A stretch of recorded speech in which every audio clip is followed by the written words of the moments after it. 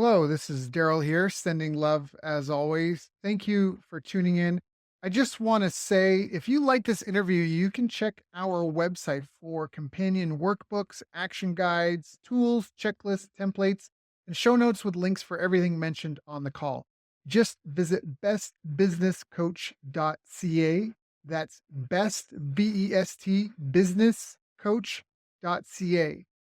Enjoy. Hi, I'm Daryl Urbanski, and welcome to the Best Business Podcast. My mission is to help create 200 new multi-millionaire business owners. How? You'll do better when you know better. In my interviews, you'll hear from self-made millionaires, seven-figure business owners, authors, and world-class experts sharing how they did it so you can too without experiencing the same obstacles they did. Now, if you like this interview, please share it with a friend you think will benefit. They'll appreciate it, and I will as well. You can also connect with me on social media. Look for Daryl Urbanski, D-A-R-Y-L, Urban Ski, U-R-B-A-N-S-K-I, and add me so we can be friends. Now sit back, relax, and enjoy what I've prepared for you right here, right now. Hello, everyone. Thank you for joining us. My name is Daryl Urbanski, your host as always, and today we are joined by a very dear friend and special guest, Micah Mitchell. Micah has been growing and automating online businesses since I was first figuring out HTML. I met him via his online sales videos and follow the bouncing ball style Infusionsoft how-to videos.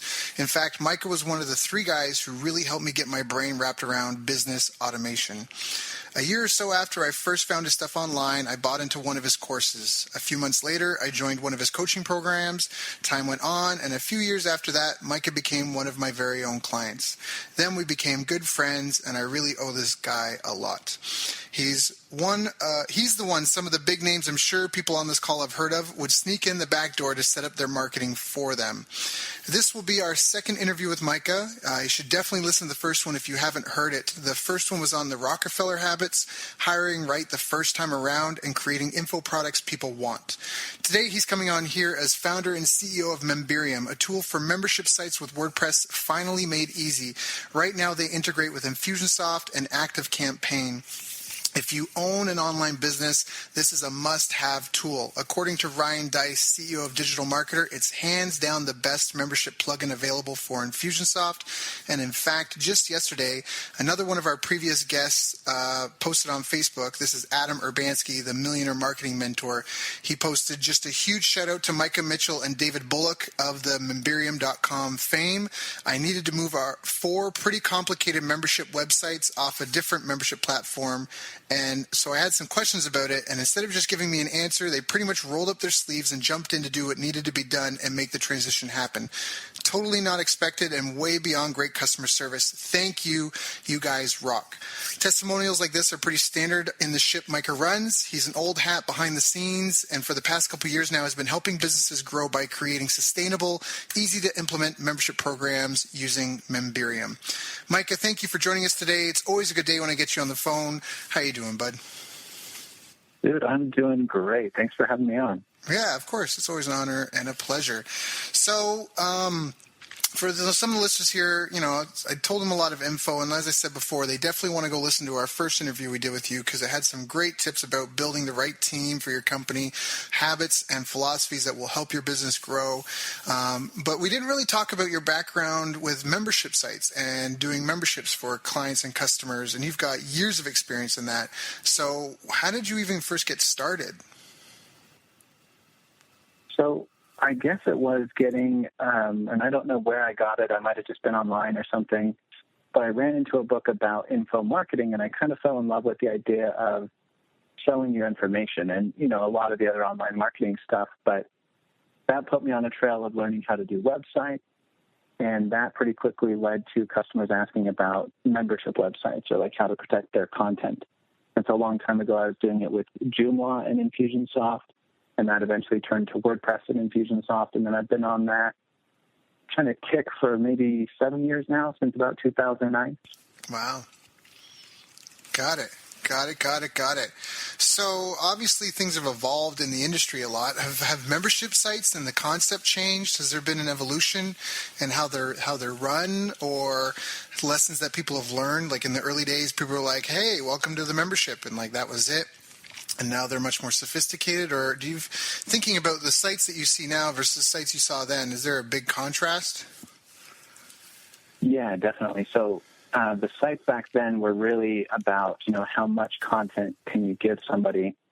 And it was a little bit, I guess I'd say, unorganized. And so people would just say, oh, there's 50 hours of content, and that would seem more valuable than 20 hours of content. And still today, it's kind of true. Like, if you have more content, there might be more value. But today, it's really all about consumption. So instead of just saying, here's all this content, here's, a step-by-step guide, and you can track your progress. And they call it gamification or e-learning, where you go into the site and they really try to hold your hand and guide you through it. Start here. There's a welcome video. Go to lesson 1A, 1B, 1C. And it's really more of a guided, directed approach to get through the content. And also less is more these days as far as trying to get you through and to learn whatever it is you're trying to learn from the content and to go and apply it as quickly as possible. So before it was, not really that they were assuming that everyone had 20 hours to look at something, but really people kind of saw that as like, oh, wow, there's all this content that I can go and I can get. But nowadays people are, I think, more aware of the lack of time and attention. And so it's like, hey, learn these 3 principles in 5 minutes. And that seems more valuable than watch this hour-long recording.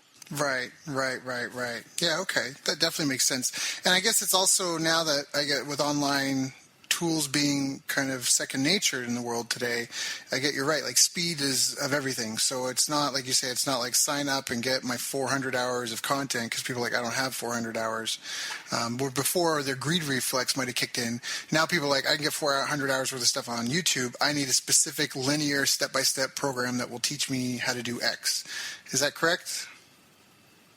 Yeah, exactly. Okay, got it.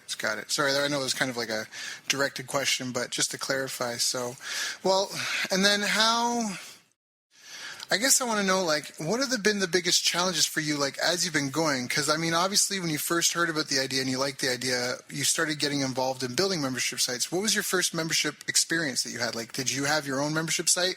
Was that what I signed up for, the Infusion Mastery stuff? Was that your first go at an Infusionsoft program, or... So that was probably my first go at, an Infusionsoft powered membership site, doing training and stuff like that. And where I got started, actually, it's kind of weird.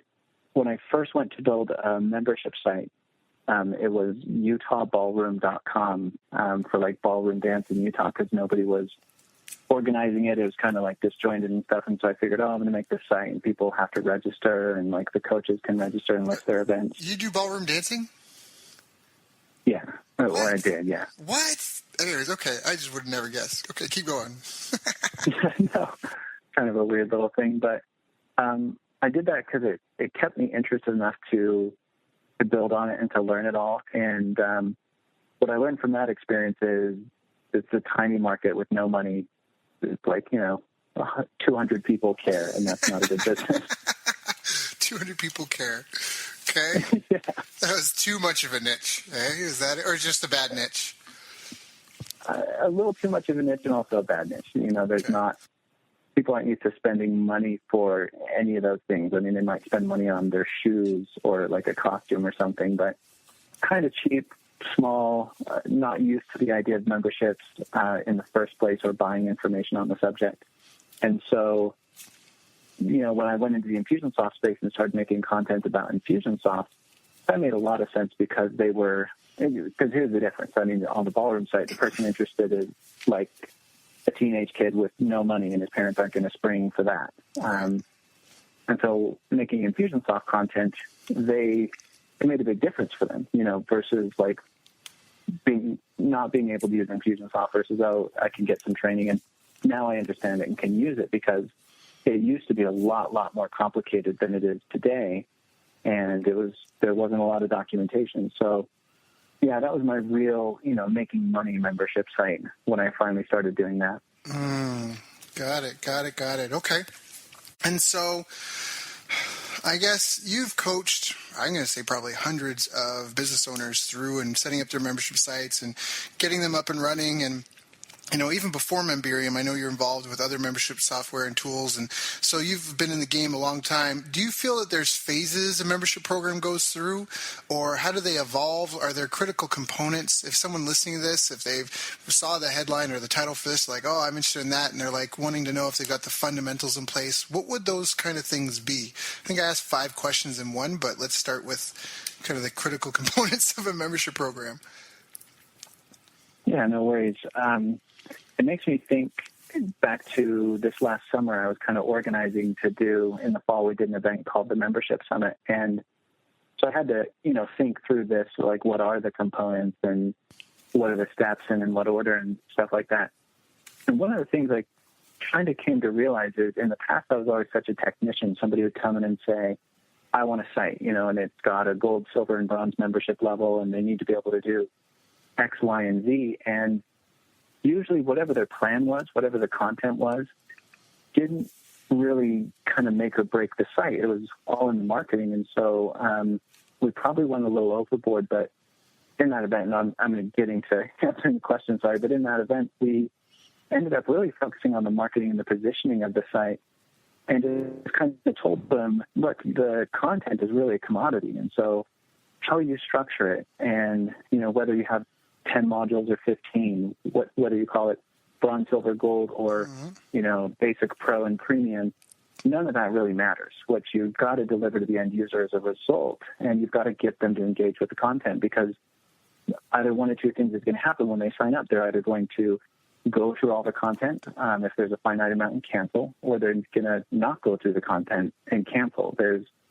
Meaning like they're just not going to engage. You're either going to engage them fully if they're really into it and they're used to consuming that way, or you can have a really, really hard time engaging them. And so, the concepts of getting someone to come through and spoon feeding it to them and all of that is really important. But when people usually come in structurally, you could say the components are some of the administrative pages, login page, my account page, and so forth. Another component is the content itself, whether it's videos or audios or downloads, and how you structure that. And I would say the biggest component overall is the marketing, and then throughout the experience, throughout the membership, remarketing. So you kind of like sell them, hey, you need to join this site because you want to solve these problems or whatever, or take advantage of this thing. And it's almost like you have to resell them every single month not on spending more money because they might have already committed to do that, but on engaging with the content. And that was a lot of what it was about. It's just like, maybe they join a site to try to quit smoking or improve their marriage or, do something to their business. And you get them excited, sales psychology, whatnot. You get them into this high emotional state, get them all excited, get them to buy. And you almost have to restart that, like kickstart it every time you want to get them to engage. And that's what a lot of people were missing. They figured, I'm going to build this site. It's going to be great. I am an expert in whatever area, and I put together this great curriculum. Now, I got to go sell it. And let's say they do sell it and somebody comes in. It's so easy to get bored. I mean, I joined a membership site about membership sites, and I think the content was even good. But I could not stand to sit and watch the videos. They were just slow and boring, and I feel like it's something I'm interested in. It's something that can help me, and I was just dying trying to watch it, And so, in contrast, there's other sites like Digital Marketer I'm a member of, and they're just like they're always excited about what they're doing. Their emails are exciting, and I realize they are marketing like crazy to their members to get them to engage. They don't, set it down once you start the site. So when you think about the components, it's like, there's the basics of log in, register, and all this kind of stuff. There's the content itself, but really what you're trying to provide is an experience. And so that's kind of ongoing marketing to get them to engage with it. And then, of course, the content does need to be good. The site does need to function. But I think what's going to make and break most sites is how enthusiastic they are and how much they market to their current members, not to get them to buy it, but to get them to use. That's great. I'm taking a bunch of notes. I hope people listening to this call are as well, because again, There's no magic room. There's no secret pill. This is it right here. So you're talking about like retention, because most businesses, even if they realize it or not, and I think this speaks to every single business across the board, most people know that 90% of businesses depend on repeat purchases in order to have some sort of security and stability in the business itself. And so that becomes a retention issue. And so even if you're a plumber, or even if you're a family doctor, you may not even consider the fact that you have a membership, but it is membership based. Because if people don't keep coming back to you, just because you're my doctor, now depending where you live, that might be different, because it might be hard to get a new doctor. I know where I live right now, there's a shortage of doctors, so when you get one, you're kind of lucky and you stick with them. But depending on it, like a dry cleaner, all these different places, you have a membership, and retention becomes huge. In fact, I read in one book that the average business will have a completely new customer base every 6 years. And retention is a huge issue, because if you get a client and you can only keep them for 2 months, and if they pay you $100 a month, that means their lifetime value to you is $200. So what a lot of other people also don't realize in businesses, you're often buying customers, whether it's through joint venture partners, so you're using relational capital, and then you're doing the promotion and whatever it costs you for the promotion and the time to put it together. That's a time investment and a relationship capital investment in purchasing customers. If you're putting ads up on a site or somewhere, you're buying an endorsed mailing, or you're sponsoring an event, you're now paying for the opportunity to get customers. So at some point, you're always trading something, some sort of resource to get customers. And if you can keep them for, again, 2 months in this example, $200, if you can keep them for 1 more month, 3 months, that's a 50% bump to the average lifetime of your customer. That's an extra 50% to your bottom line if that was all net income. To be able to take someone from staying from 2 months to 4 to 5. So this is a really big deal. I mean, obviously we're talking kind of calmly about it, but this is kind of like a make or break, it sounds like, for a lot of membership programs. Is that right? Yeah, absolutely. And I know people that have been frustrated. They were in a membership business. I'm thinking of a particular person I met at a conference, and he was so frustrated he couldn't keep people past 4 months. He was taking it personally and wanted to walk away from it, even though he was doing $6,000 a month, like passive, because he had books up on Amazon for a niche, and they were feeding him his membership site leads. But he was so frustrated he couldn't keep them, and he was taking it personally every time someone left, that he was just like, for sanity, wanted to like shut it down. What do you think about that? Like, as far as attrition, do you see and talk to a lot of membership site owners? Does everyone take it personally? Is there a better way to handle it? How would you handle it? How do you improve that? Is it realistic? Do a lot of sites just have, is there just a finite time that someone's going to stick with you and you just need to suck it up? Or, I guess some situation specific, but what are your thoughts? Yeah, so a couple of things. I would be real curious as to, what reasons they're citing on the way out. There's a difference between, I came in and I got what I wanted, thanks, I'm going to leave now, and, it sucked, so I'm going to leave, or I just never had time to do it, and I'm going to leave.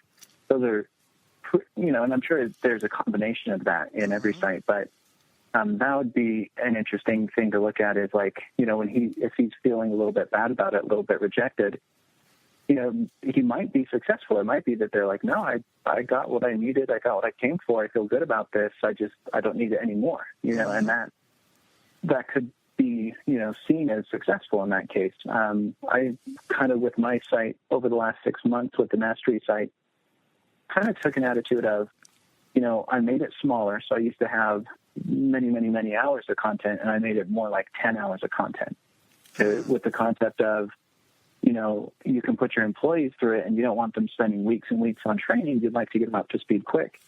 And I, right from the beginning, was okay with people, and some would ask this beforehand. Sometimes it would just happen. And it was that they'd say hey, how much content is in there? And since it's a monthly fee, can I just get in and go through it and cancel? And I was like, yeah, that's great. My goal is to get you through the content. If you only pay me 1 month's membership and you get through the content, there was still no cost to me in you doing that. It's a membership. It's an info product. That's the point. And so, yeah, I'd like to keep you longer, and there's other strategies for that. But that's the first thought I have about that is what's the criteria for a success or fail for this member? If they left after 4 months because, again, if they didn't like it or they didn't engage or it didn't engage them, that's very different. And I know some sites who have had a similar issue, and when they really started getting more feedback from customers on the way out, that's what they found. Is like, oh, they were really only trying to solve this one thing or these couple of things, and there's a diminishing return. You know, when they first come in, the content's new.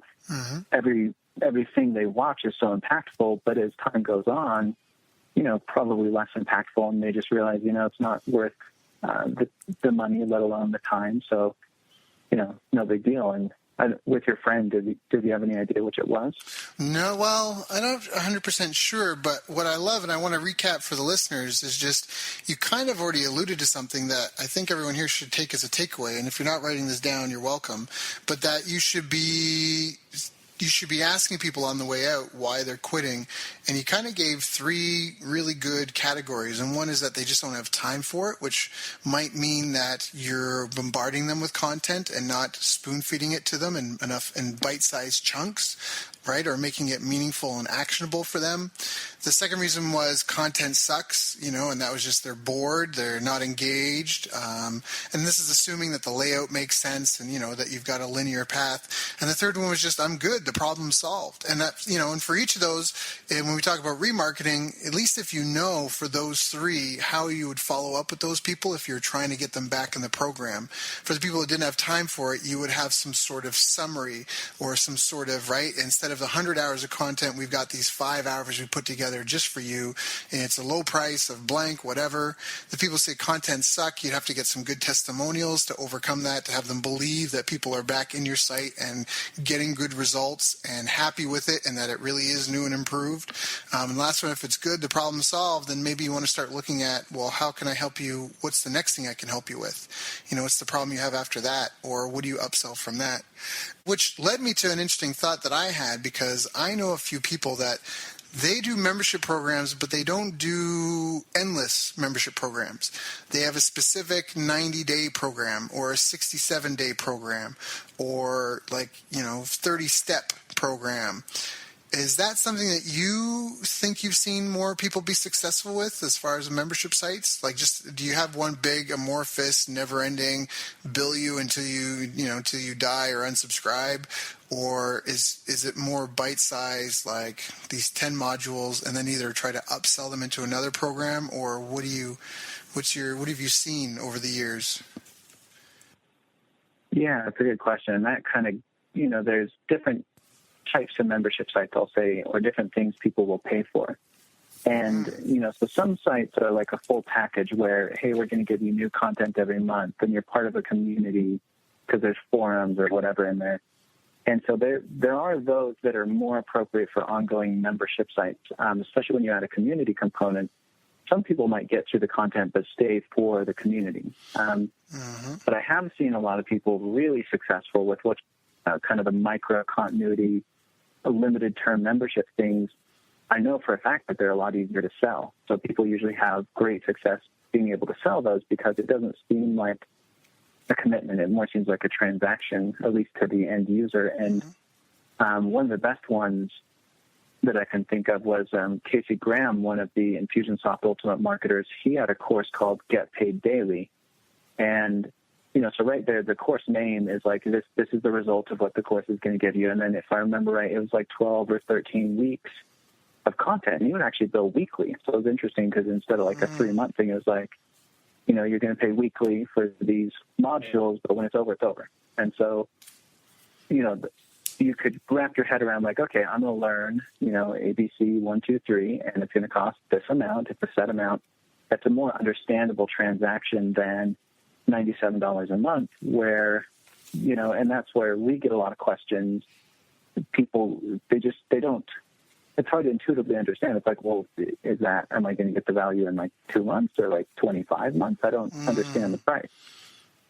So yeah, I mean, micro-continuity will work really well. And I've seen it work well for a lot of people. And then, yeah, some of them end up doing the, you know, micro-continuity 90-day program or whatever. And then as soon as you're done with that, then, yeah, they're selling you, take it to the next level, like intermediate kind of stuff or advanced stuff on top of that, another limited term thing. One thing for the ongoing memberships, and the case you mentioned earlier about people quitting after 4 months, Another thing I've seen a lot of people do, more analytical marketers, they'll look at that and they'll say, okay, well, if the average person only lasts 4 months, why don't I do a yearly subscription and make it the cost of 6 months?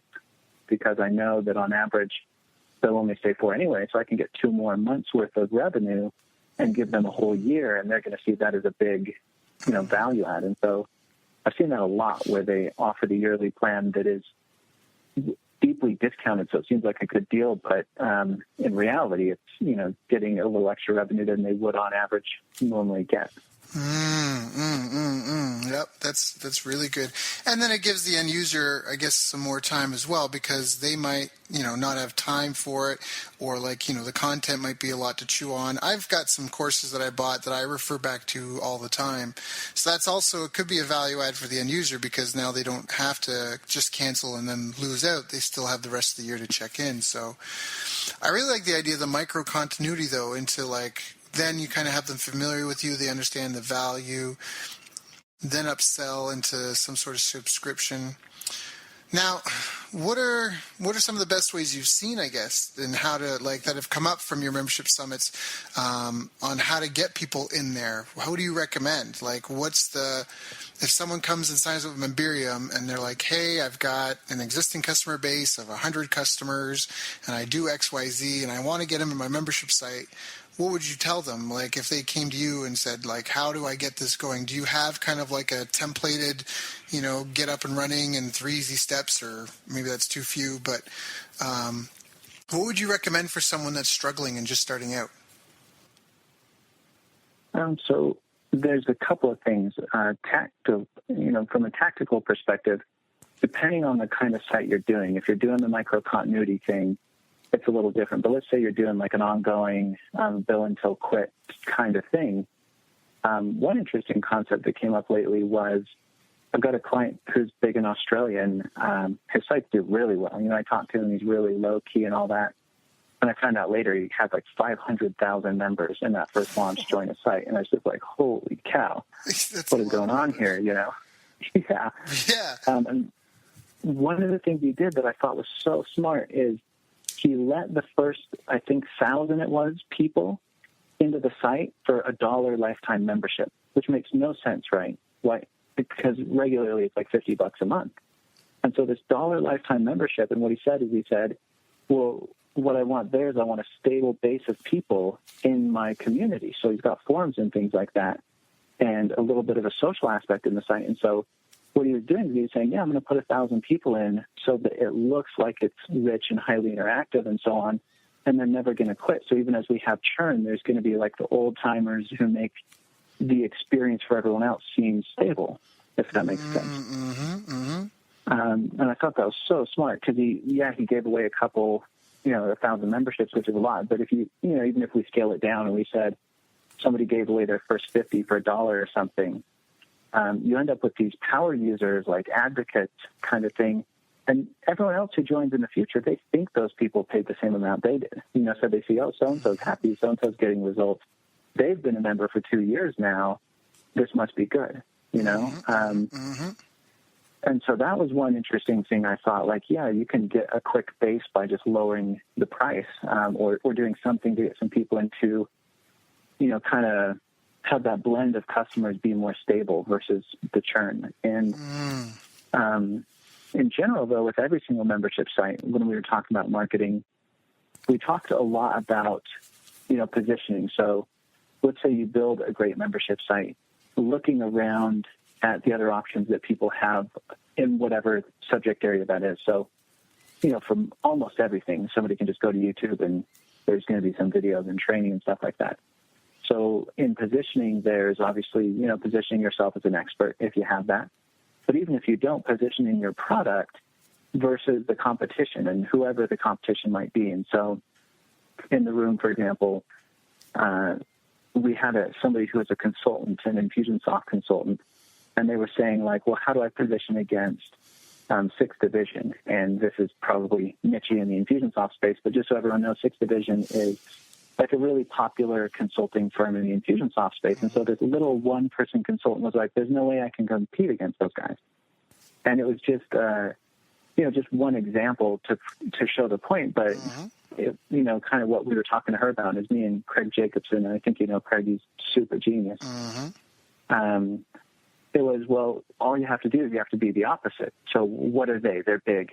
They follow a system. They, what do they have going for them, right?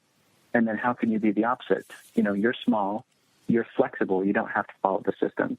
You're female where they are mostly male, and so on. And so basically creating a position that's opposite whatever the options out there. So instead of, a lot of people try to beat whatever it is out there, and it's like, well, whatever that is, there's a whole component of the market who wants something very, very different. And so that was a big thing, is looking at the other options. And these are some exercises we did out there, looking at the other options and positioning yourself, taking their strengths and doing the exact opposite attribute as your strength so that you look very different, right? And then once they've done that, then saying, okay, now do they have a ton of content? Maybe the other side has a ton of content. And so your position is, you can learn the same or the most relevant, most important things in a fifth of the time. How much is your time worth, and so on. So when someone's trying to fill a site, I think usually they really think in terms of like, okay, what's the value? And maybe I'm an expert and I charge $250 an hour and there's 30 hours and I times that, and it's like getting X amount in consulting. But the clients, all they really care about is, I have this issue, I have back pain or whatever, and I want it to go away, or I want it to be less. And so if you come to me and you say, you can get that. And the other thing too is typically what people don't understand is this person seeking your solution has already tried other solutions. You're not the first, whatever it is, most likely. And so, kind of helping them understand, like, okay, if they're coming to you and you say you solve this problem, it's not just saying you solve the problem, it's saying that you solve it different than anything they've tried before. And you're, the opposite. Like, have you been, to the doctor? Have you tried the drugs? Have you done the physical therapy?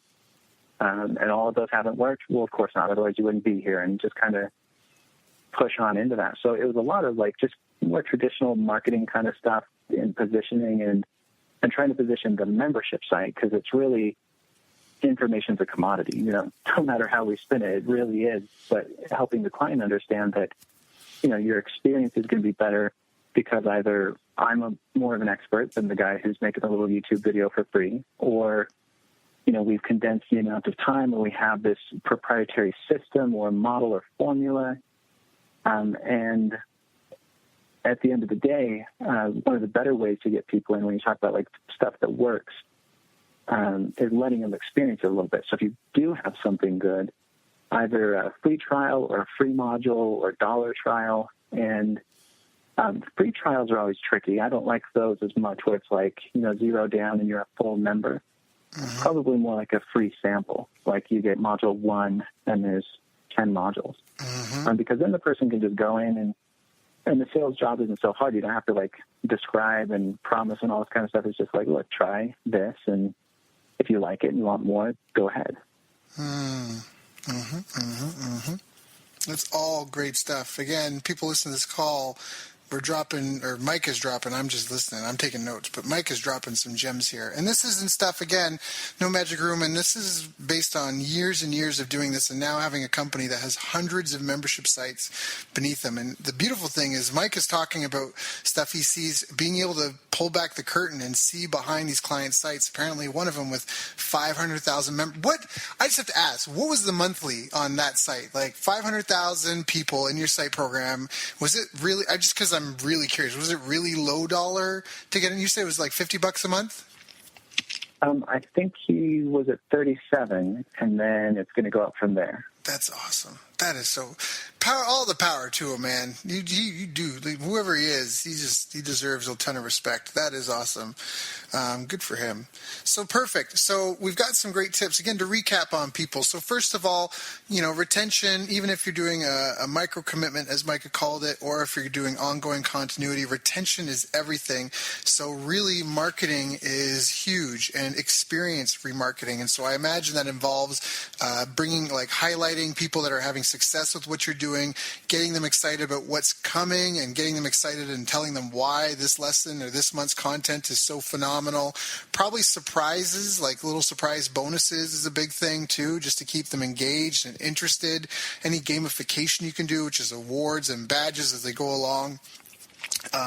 Surveying people on the way out, trying to figure out if it's because they don't have time for it and your content isn't condensed enough, or if just the content isn't helping them solve the problem, or are they leaving because their problem's been solved? And if so, then how do you build on that? How do you help people? Can you do maybe a different type of, higher level coaching program or something else, something more engaging, or help them with the next problem?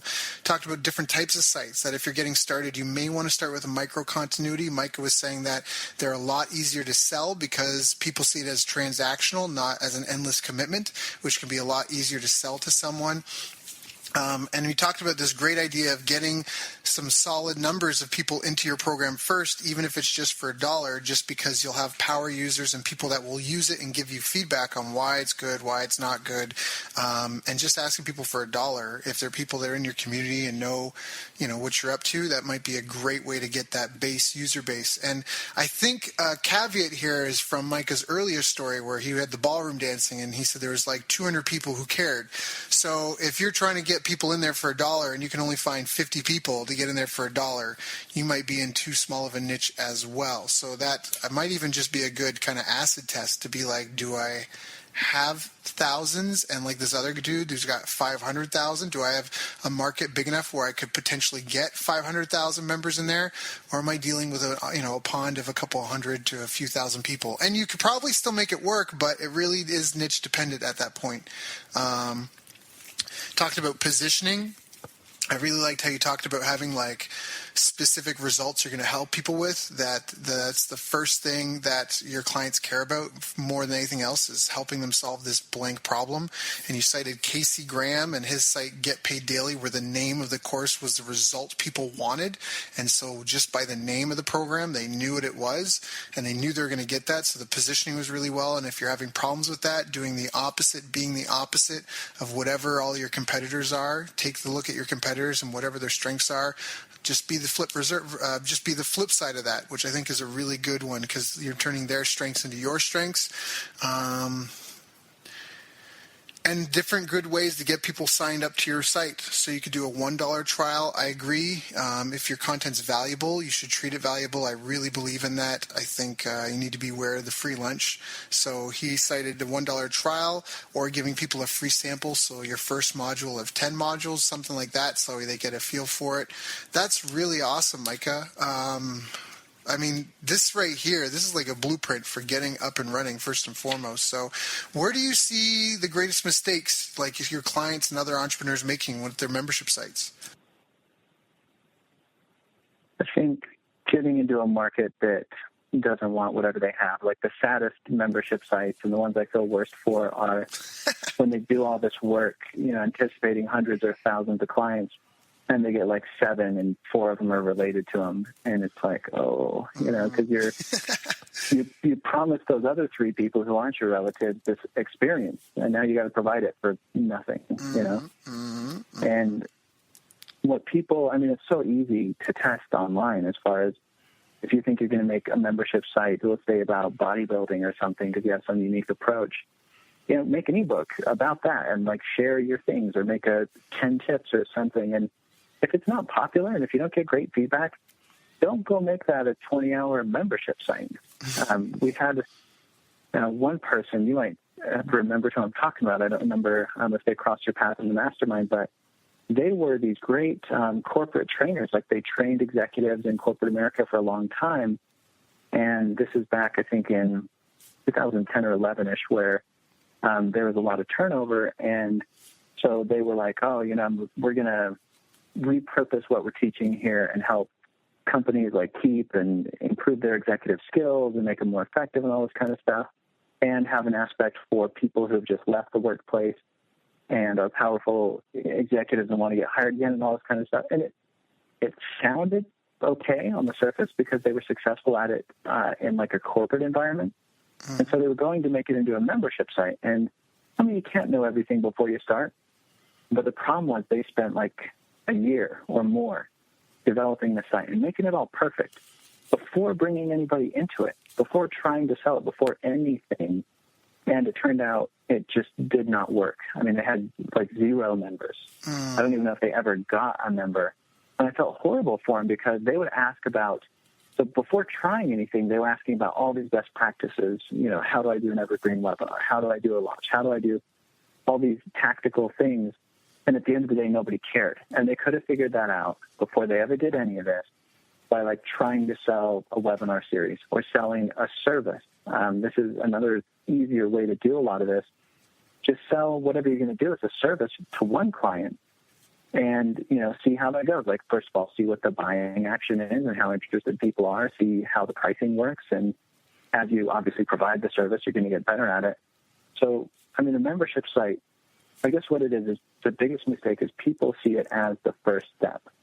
I'm going to do a membership site. And typically it's better off as, you know, a 4th or 5th step behind testing some free reports, testing, you know, a concierge type service at the same subject, the same material, testing maybe a webinar series where you're delivering it in mass.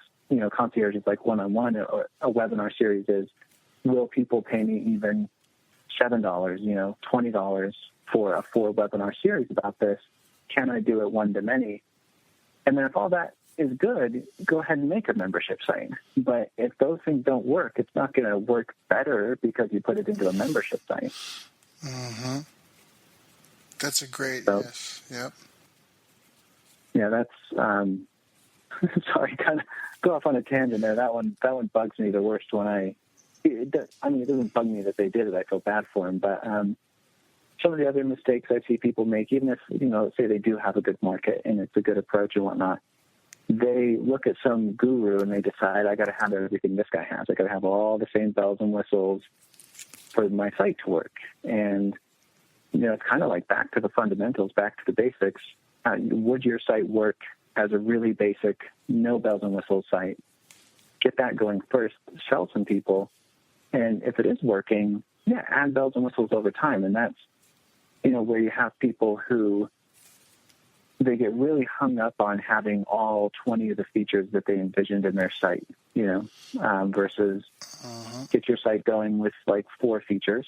And then you'll not only get the experience on how to implement the other 16, but you'll get the money for it. You can do it over time, get feedback.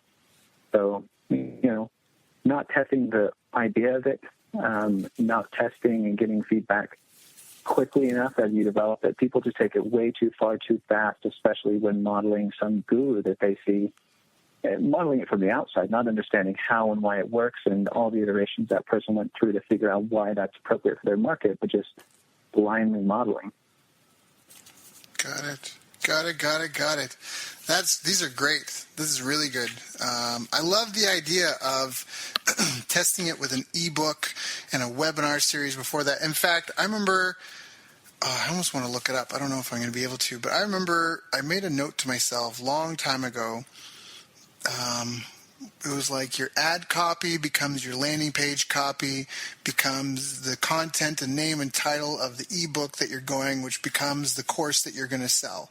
And it was like, do that instead, you know, because this was back when all the rage, and I guess it's a new rage again. Ryan Levesque, we've had him on the show twice. He's got the survey funnel, and that's all the rage in some circles right now.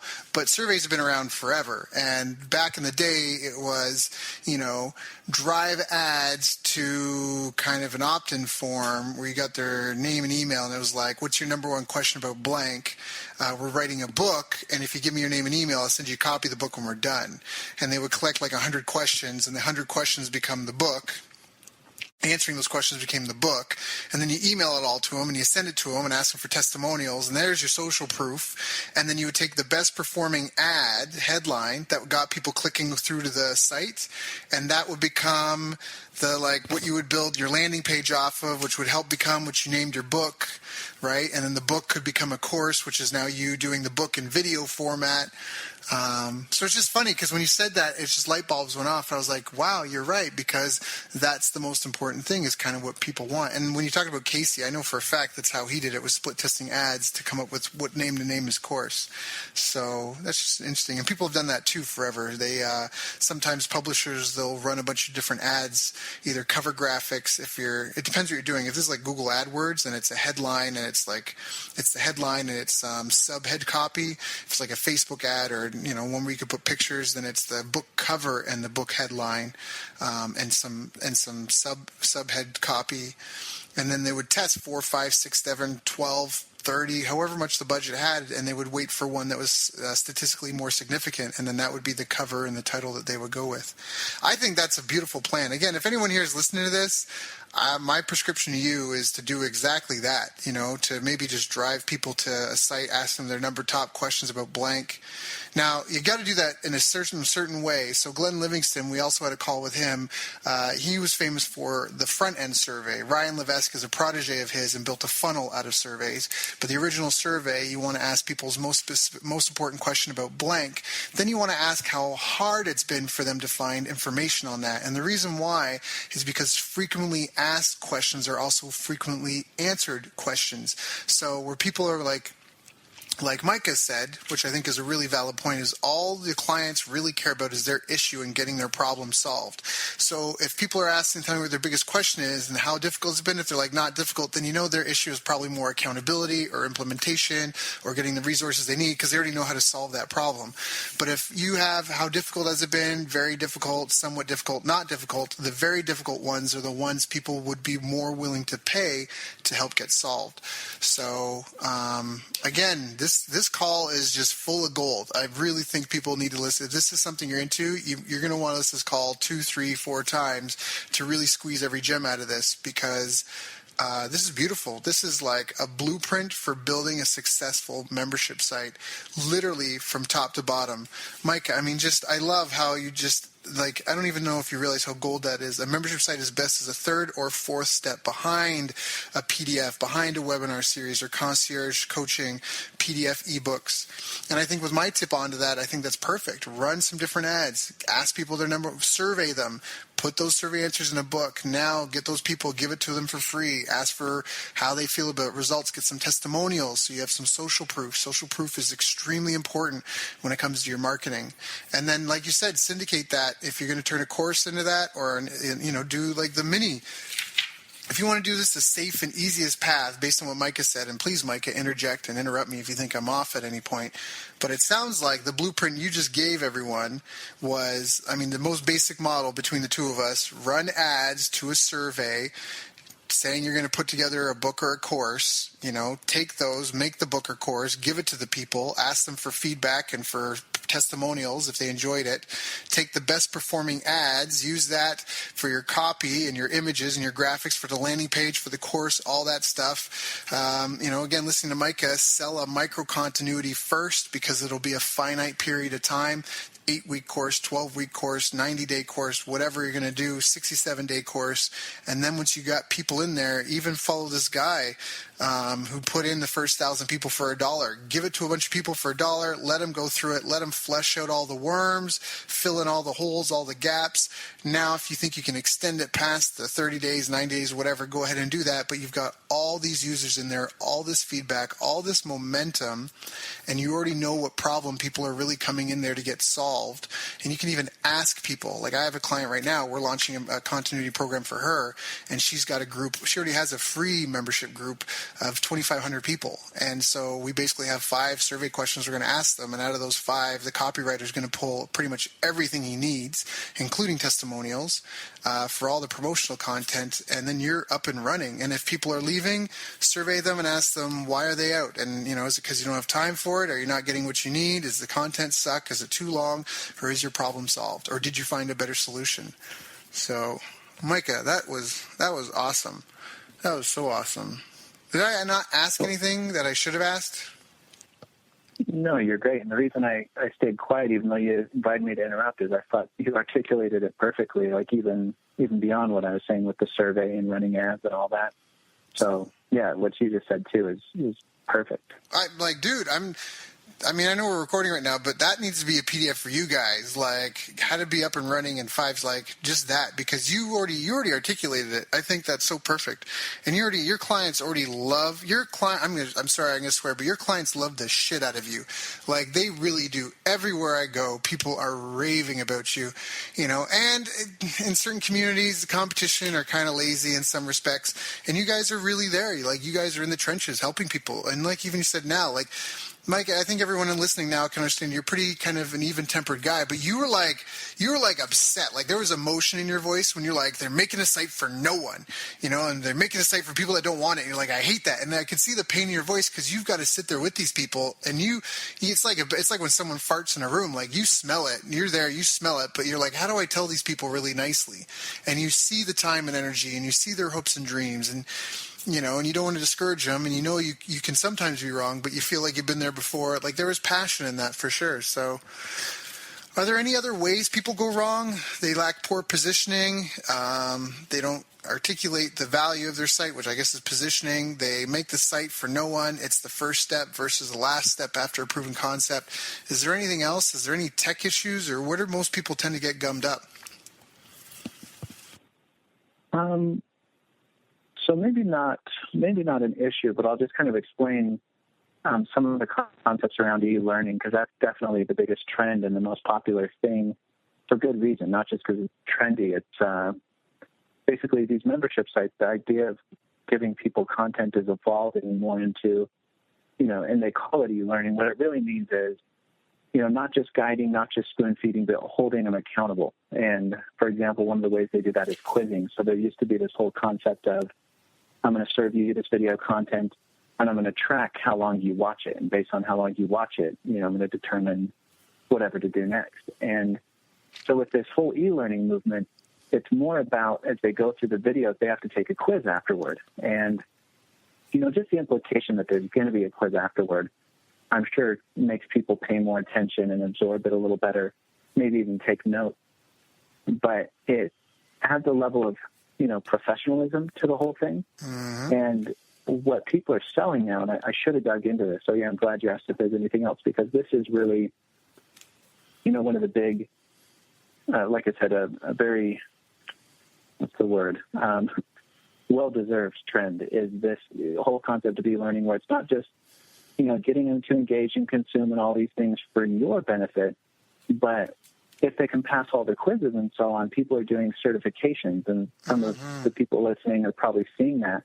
But that certification, talk about positioning, that's a total game changer in so many ways, because what it does for the client, first of all, is it gives a ROE, which, there's return on investment. ROE is return on education, which is if you go through this content, you're going to end up certified, let's say. So you're going to be a certified whatever it is. And now you've got that badge to put on your website. You've got that plaque to put on your wall or whatever.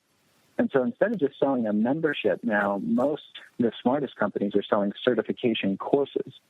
And so again, for the client, it gives them a true return on their education. Whether or not they even use it, they can use it for, their own social proof and positioning and stuff like that, between the certificate and the badge to get clients and so on. And for the company, it actually positions them above their competition, because if there's 2 courses and one of them you can earn a certification, which one seems more serious, more legitimate, more valuable, right?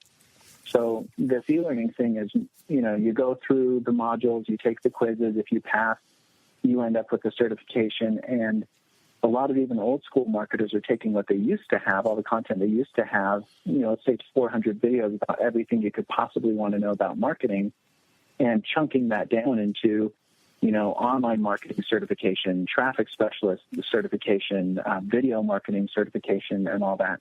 And the best example is digital marketers certifications, where it's exactly what they did. And the guy who did it for him, we were talking all the time about this, and he was like really trying to sell me on the the concept about, I think it was about a year and a half ago. And when it finally clicked in my head, I was like, oh my, you're okay. Now I finally get it. Because at first I was like, okay, people have asked me about doing a quiz before, but when he's like, no, it's quiz everything, track consumption based on retention and understanding, not consumption, and then reward that action by giving them badges, giving them certificates.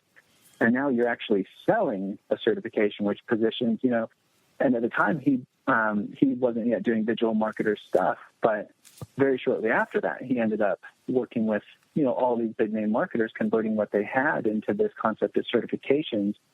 And it's just been a total game changer. Now, everybody wants to do a certification course. Again, it positions you, it raises the price, it commits people when they buy to actually finishing the course, not just going in and getting what they want and leaving. It totally transforms the whole thing. It's a better client experience as well. So that's just the new, when you asked in the beginning about what's different about sites, it's, I'm sometimes a little too close to it to back up and think, that's the game changer, because it's what we do now every single day. That's most of the sites are looking to gamify or sell a certification, and total game changer. That is awesome. Yeah. Gamification and certification, those are both huge. So I think this has to be the most all-encompassing kind of 60 minutes on planning, launching and scaling into a membership program. I think that's available out there. We've covered everything from A to Z, from testing your concept, validating the concept, starting slow, building a community and a following, how to build that and to get a stable base and really have a community and delivering value to people, how to be testing the absolute best name for your course and your product as well along the way, to make sure that when you're doing your marketing that you get the highest ROI from it possible. I love the idea of the name of the course being the result people are going to get at the end of it all.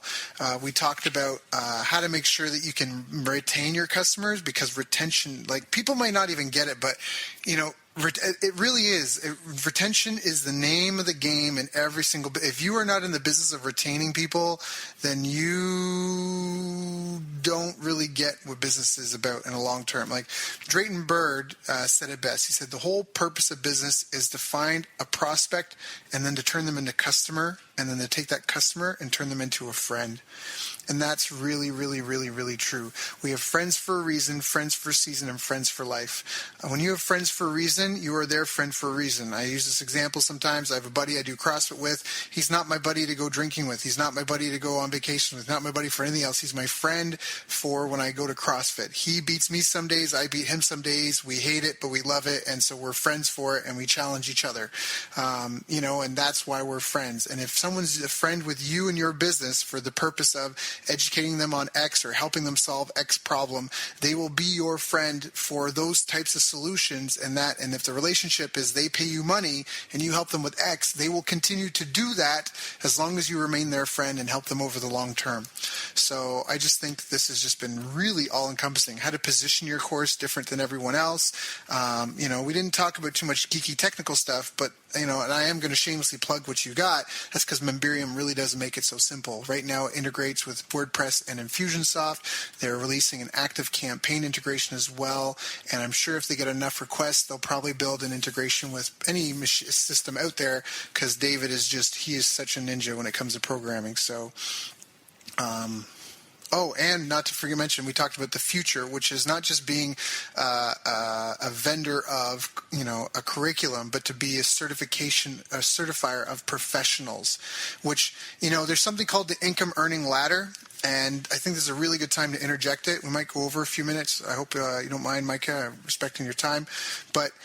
The income earning ladder at the very base are generalists. So, for example, if you're a dentist, you earn what any other general dentist can earn. That's at the bottom of the earning pay scale for a dentist. Above that would be a specialist. So now you're an orthodontist, and because you have more specialized knowledge on a particular area, you can charge greater fees. Now, this also, a dentist might be able to do some of that stuff, but they'll be guessing at how it's done, and they won't know it to the same quality standards an orthodontist would. And so that's part of why they can charge more, is because there's more confidence and certainty that they will get the desired result from an orthodontist who's a specialist in that versus a dentist who's kind of just reading a book and doing it out as he goes. Then the person above who earns more than a specialist would be the trainer of specialists, someone who trains and possibly certifies others, which, again, from a positioning standpoint, as Micah already emphasized, and I'm trying to impress upon you more, because if you're the trainer of specialists, then I have greater confidence and certainty that you will deliver work at the standard, at industry standards, and probably above par. So I will pay more money because I have more confidence and certainty in you as a trainer of specialists that you will get the job done as good or better than anyone else I could hire out there. So therefore, I'm willing to spend more money on that. And at the very peak of the income earning ladder are celebrities, and that is simply because of the laws of supply and demand. So Dr. Phil, he's a counselor or psychotherapist, and if you hear behind some closed doors and those kinds of circles, he may not be spoken of very highly because a lot of his stuff you see on TV is kind of like grandma, Alabama grandma says kind of wisdom. But because of the laws of supply and demand, when he has a show and has millions of viewers, if he were to auction off an hour of his time, it will go for a higher price than anyone else will because they don't have as many eyeballs on them. So again, like Micah said, and I'm just emphasizing this, is he had a close friend telling him again and again and again about why you need some of this stuff. Sometimes you really do need to hear stuff again and again and again to get it to sink in. So that's why I recommend everyone to listen to these calls with pen and paper in hand, and especially for a call like this, to listen to it again a few times if this is something that's important to you. Because this is, like Micah, I guarantee both of us have had people pay us thousands of dollars to get the same info out of us. So this could be, I should sell this call. That's it. If you got this call for free, you're lucky. You're one of the few. You're one of my $1 trial members. Go. I'm kidding. But that's awesome. So, this is the time of the call I would ask, what are you working on now? What are you excited about? But I think I kind of already know. What can you tell us is coming, though? Like, what's happening in the near future with Memberium? What should people be excited about? And where can they get in touch with you?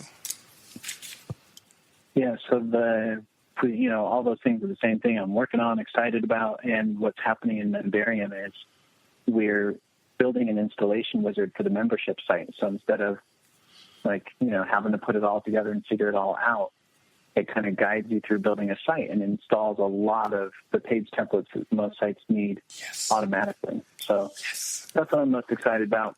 From a selfish perspective, it'll just happen and people won't have as many questions about those things. But from the client perspective, it's huge. I think it's going to take building a membership site, let's say a real basic one with 3 levels and 20 pages, from a day long or a couple day long thing to probably a couple hours. So it's pretty exciting. That's huge. Well, yeah, because we've been talking about this for a while with my site. I was like pulling my hair out at one point because I was like, why is it so hard to get an invoice list, or update your credit card page to set up? And it wasn't you guys at all. It was my web guys. But now that you have these just kind of click and done, that's really huge. So things are moving forward in a big, big way. I know the technology has not been simple, and it's come so far along. For those of you listening, I fully endorse Micah and everything he does, mostly because I'm on this call 5-6 years, I think, after I met the guy, and he's only done me good. And I read you some valid testimonials that have come from very sophisticated people who they've had the same result. And that's one of the things I love about Micah and the ship he runs, is that they treat everyone equal. And so it's just been stellar customer service. The site is memberium.com, memberium.com. And if you are interested in a membership site, I highly recommend you check their stuff out. And you have a course. Do you have a course? No, Mastery is about using Infusionsoft, isn't it? Yeah, pretty much it. Yeah. Got it. Well, if anyone's interested in teaching their team how to use Infusionsoft, if that's a tool you use, they also have a course. What's the site, Micah? What's your URL? mmmastery.com, so 3 N's on the beginning of the word mastery.com. There we go. So MMMASTERY.com. Micah, thank you for your time today. It's always a pleasure. You're always so insightful. For years now, you've been such a good friend and a mentor and advisor.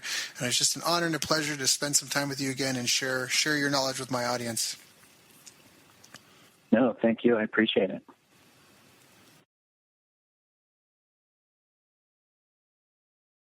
You've reached the end of our interview. Now, first, let me thank you for listening. I appreciate and respect you more than you'll ever know. And now I'd like to ask you a couple of questions. First, what 3 lessons did you just learn? What 3 aha moments just jumped out at you? Second, what can you implement for yourself and your business in the next 24 hours? Third, what can you give to someone else to help you with, or give to them to just do it for you? Whatever it is, remember taking action is the secret sauce to results. Now, if you think this interview would be helpful for a friend, please give them a link to it. It'll help them and it'll help me too. I'd also like to invite you to help me find out more about the challenges you're facing, your dreams, your goals, and how I can help you overcome what's holding you back. We both do better when we know better. And your success is my success. So please reach out and interact. You can visit our website, bestbusinesscoach.ca for Canada or California, where I'm from and where I'm living. You're welcome to also try out one of our paid programs. You can find us on YouTube, Facebook, and pretty much every other social media channel you can think of. You should also subscribe to the podcast. And if you're enjoying them, please leave us a nice review. It really helps. That's all for now. Once again, thank you. Take care of yourself, and remember, the world needs the best business you can build. And I believe in you.